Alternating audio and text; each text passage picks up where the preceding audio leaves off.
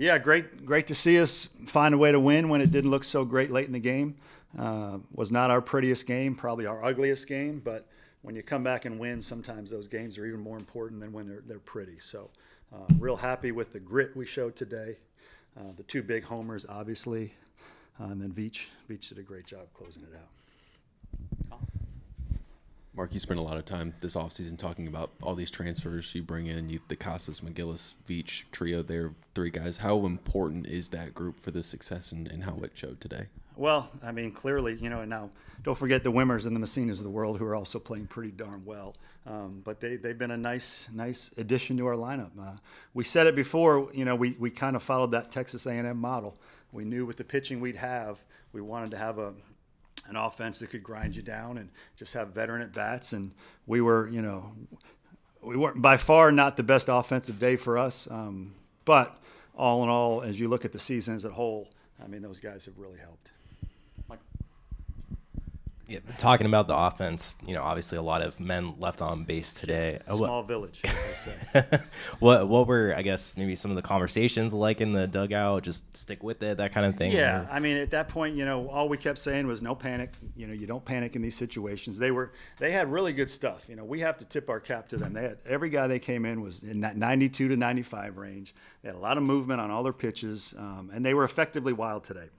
We had 18 free passes between hit batters and walks, and that's not easy as a hitter. When the stuff is that good, but also effectively wild. There's a reason why that term was brought into play, because it makes it harder on the hitters. So again, the key for us was we just kept fighting, and you just keep trying to lean on them until the dam breaks, and we finally broke through with the two big homers. But again, got to tip your cap to them. They've got that pitching staff's real. They got a lot of really good arms. A lot of guys that could pitch in our league.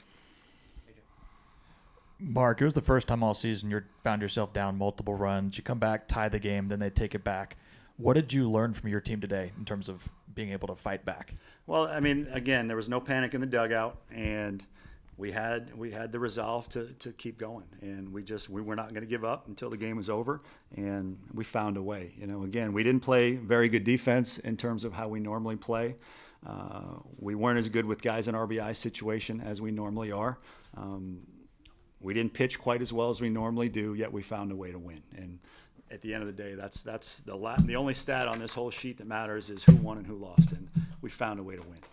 Mike. Hey, Mark, going off of that, I mean, I'm sure people on the outside, they get caught up, 5 home runs, 6 home runs a game, and I know it's not always going to be that way. To be able to have a game and a couple games this weekend, kind of close games, to be able to figure out your team more in this early part of the season, how much can that help you as you guys get ready for, obviously, a big series next week, but I know 2 midweek games before that? Yeah, I mean, you need to find different ways to win games. Sometimes the home run can win you a game. Sometimes, one area we need to continue to get better is just the small game. We got one bunt down, we failed in another situation. You've got to win a lot of different ways. We won yesterday because we threw a shutout. We won today because we just battled and had grit, and we hit 2 key homers late. You got to win a lot of different ways, and we're seeing different things that this team can and can't do, so that you hope each week you learn more about your team and it helps you in the following week. Mike. You mentioned Veach earlier.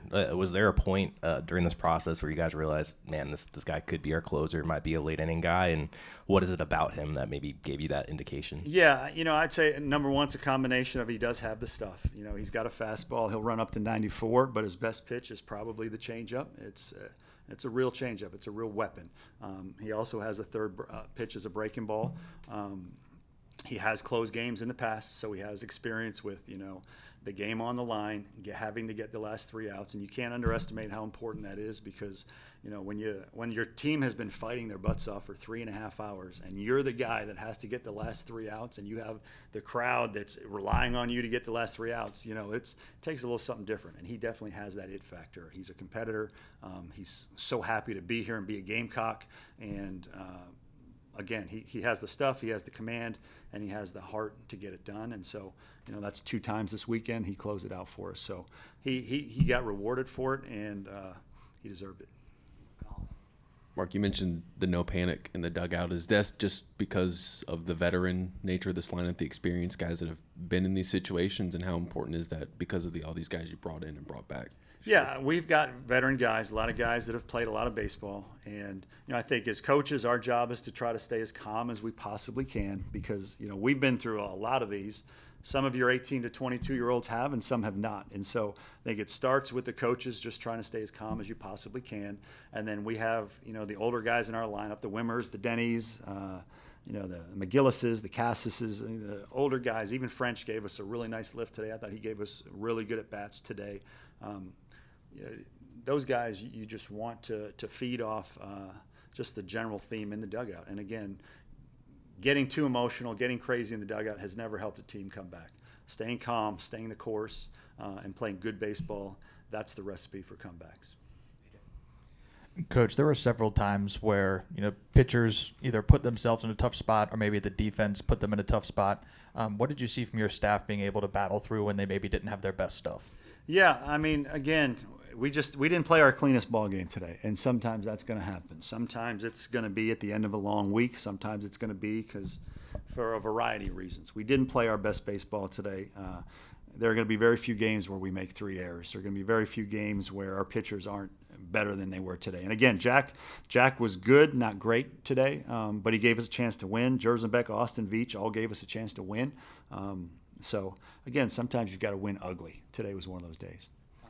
Mark, 2 questions. What was the thought process of going to Eli first out of the bullpen there?